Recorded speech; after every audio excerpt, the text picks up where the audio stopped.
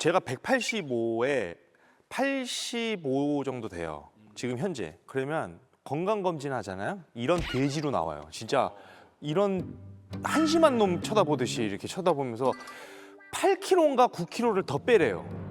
근데 나는 그게 맞는 건가? 한국인 체형에 그게 맞는 건가? 사실 그런 생각이 들거든요. 근데 가끔씩 우리 집에 오는 우리 어머님은 나를 볼 때마다 저분 좀 왜 이렇게 애가 말라가니? 막 이런 걱정을 하시니까 이 비만이 어디서부터 비만으로 끊어야 되는지 뭐 그런 얘기도 한번 우리가 좀 했으면 좋겠어요. 이제 원래는 기준이 되는 게 BMI죠. BMI만 아마 들어보셨을 때 이게 체질량 지수거든요. 그러니까 체질량 지수라는 거는 몸무게를 킬로그램 단위 몸무게를 키의 제곱, 키는 이제 미터로 해서요. 그렇게 해서 나눈 값이에요. 이게 이제 체질량 지수인데 대한 비만 학회에서는 요 BMI가 23 이상이다. 그럼 과체중. 그다음에 25 이상이다. 그러면 비만 이렇게 규정합니다. 미국 같은 경우에 25 이상이 과체중, 30 넘어가야지 이제 뭐 비만 이렇게 나라마다 좀 차이는 있어요. 허리 둘레는 남성은 90cm, 여성 경우에 이제 85cm를 넘어가면 복부 비만 이렇게 규정을 하죠. 그러니까 이게 따지고 드니까는 굉장히 좀 피곤해지는데 아무튼 우리끼리는 그냥 100kg 이상이다 하면 또 한 가지 이제 제일 결정적으로 물론 허리 둘레가 들어가 있긴 하지만 BMI 수치 자체는 허리 둘레가 거기 계산에 들어가진 않아요. 그러다 보니까 어떤 문제가 있냐면 운동 열심히 해가지고 근육질인데 맞아. 뭐 아놀드 슈워제네거 같은 그런 분도 허리- BMI로는 비만이에요. 그러니까. 그래서 이제 요즘에는 사실은 그런 기준이 모호한 면이 있으니까 이 단점 보완하기 위해서 새로운 지수를 제시하는 이걸 주장하는 그런 전문가들도 많이 있어요. 뭔데요? 여기 이제 BRI라고 그래가지고 신체 둥글기 지수, 둥글기요? 둥글기. 라운드니스, 둥글기 지수. 네. 되게 귀엽네요, 되게. 그래 난 둥글다. 요거 약간 걸린다는데 마음에 사실 좀 인생은 둥글게 사는 게 좋은 것 같긴 한데 용어가 좋다, 근데. 예를 들어 뭐, 야, 너 이렇게 살쪘어, 이거보다. 야, 오늘 좀 둥글둥글하네. 그게 더 수치스러운데 안 좋을 것 같은데. 약간 비아냥거리는 거 같아. 왜 굴러가지? 이런. 좀 둥글둥글하신데요? 아, 너도 먹으면 차나요? 막 이런 식으로. 근데 여기서 이제 둥글기라고 표현을 한 거는요, 뭐 엉덩이라든지 허벅지 여기를 보고 하는 얘기가 아니고 허리.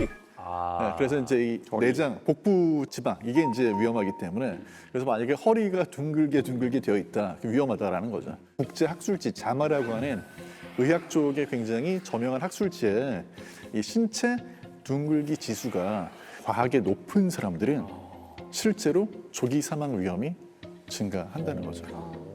아니 근데 나는 이 비만이란 주제를 이제 딱 받아들였을 때 사실 아무리 돈이 많고 힘이 있어도 해결 못하는 게 비만이랑 탈모라고 난 생각을 했거든요.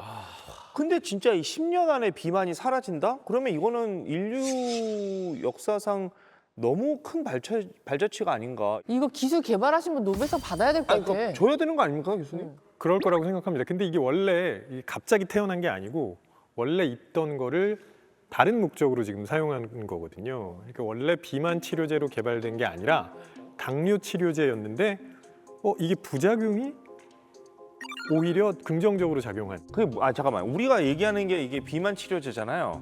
그러니까 탄생의 목적은 그럼 다른 이유가 있었다는 거예요? 그러니까 아까 얘기했던 오젬땡이라는 게 원래 2형 당뇨병 치료제였어요. 근데 이 치료제를 계속 사용했더니 환자들이 살이 빠지는 거예요. 그런 부작용이 있었다는 거죠. 네. 그래서 이게 도대체 왜 그러지 하고 자세하게 살펴봤더니 그 주성분이 세마글루타이드. 그래서 이걸 가지고 약을 만들어 보면 되겠구나 해서 탄생한 약인 거죠. 근데 비만이 아니면서 그냥 살 빼려는 목적으로 그러니까. 처방받는 사람들도 분명히 있을 것 같거든요. 그런 일이 미국에서는 이미 일어나고 있대요. 네. 이미 비만 치료제도 되고 당뇨약도 되는데 이 그 같은 성분의 두 가지 약이 있는데 다이어트 목적으로 쓰는 약이 수급이 좀 저조해진다. 그러면 당뇨 치료제였던 거를 같이 처방을 해서 쓸 수가 있겠죠. 이게 그 오프라벨이라고 해가지고 그러니까 원래 지정된 용도 말고 다른 용도로 이렇게 쓰게 되는 경우 그런 일들이 좀 늘어나가지고 실제로 그 당뇨 때문에 치료 목적으로 이 약이 필요한 사람들이 오히려 좀 구하기가 힘들어지고 진짜. 네, 다이어트 치료를 하려는 사람들이 더 많이 구하게 되고 뭐 이런 일종의 현상들이 포대가리네요. 그 포장가리. 포대가리 뭐예요? 포대가리. 아, 진짜. 포대가리. 에이, 지금 TV엔 격떨어지게 지금. 포대가리가 아니고 예.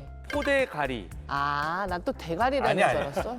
포대가리가 아니고 머리 4개가 아니고 아. 포대가리.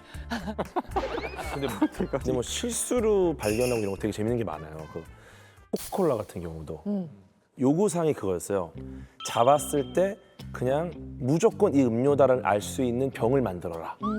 그래서 이제 공모를 했는데 거기서 이제 한 유리병 만드는 분들이 콜라 열매로다가 이렇게 본 따서 이렇게 디자인 그 아시는 그 볼록하고 약간 이렇게 굴곡 있는 그 디자인을 만들어서 채택이 됩니다. 잡자마자 알잖아요 그 병인지를. 근데 나중에 보니까 콜라 열매가 아니야. 검색을 잘못했어요. 아, 다른 열매예요? 콜라 열매 그냥 동그랍니다. 네.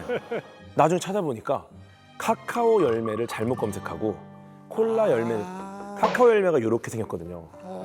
잘못 검색하고 잘못 만들었는데 야 기가 막히다고 딱 채택했는데 야, 사실 카카오 열매였다. 근데 대박이 났죠. 예. 비만 환자가 쓰는 약이랑 그러면 당뇨 환자가 쓰는 약이랑 거의 뭐 같은 약을 쓰는 거나 마찬가지인 거네요. 그러니까 제약회사 입장에서 얼마나 행제겠어. 당뇨약으로 만들었는데 그렇지. 이게 비만 치료까지 돼버리니까 난리가 난 거죠 지금. 그렇죠, 그렇죠. 그래서 현재 유럽 시가총액 1위 기업이 어딘지 아세요?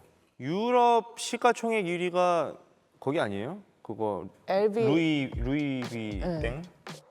바로 위고땡을 만든 노보노디스크입니다. 아 위고땡이 이겼어요? 네.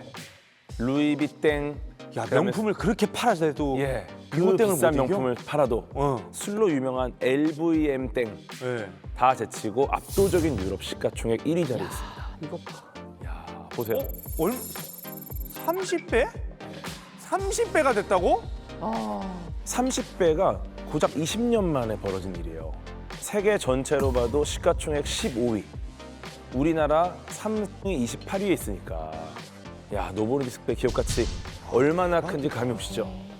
대단한 겁니다. 지금 심지어 노보노디스크가 있는 덴마크 GDP보다도 기업 가치가 더 크다. 그 회사가 지금 너무 주가가 올라가지고 덴마크 환율이 완전히 급등했대요. 그러니까 오히려 지금 덴마크 안에서는 경제 지표 할 때 요거 빼야 된다. 왜냐하면 다른 경제 상황 별로 좋아지지 않는데 이 회사 때문에 너무 좋아진 것처럼 보이는 거예요. 그 정도로 지금 엄청난 거죠. 그러니까 이게 살에 대한 이 강박, 이 살을 빼고 싶어하는 인류의 이 갈망이 있다니까요. 그러니까요. 또 다른 비만 치료제로 유명한 미국의 일라이 릴라는 회사가 있습니다. 여기가 이제 현재 시총 10위를 차지하고 있어요. 네. 그러니까 지금 비만 치료제 관련된 기업들이 전부 상단에 지금 위치해 있는 거죠. 네. 요즘 이 시기에 쫙 올라간 겁니다. 뭐 제 옆에 뭐 홍진경 씨도 있지만 우리 인간이 기본적으로 돈 냄새 이런 거 내 얘기를 왜 하는 거야? 돈 냄새 기가 얘기하는데. 막히게 이제 맞고 쫓아가거든요. 그러니까 이게 이렇게 갑자기 막 덴마크 나라 막 환율 자체가 막 요동을 치고 이 정도면은 진짜 10년 안에 이 사업으로 비만 사라질 수도 있을 것 같다라는 생각이 들긴 하네요.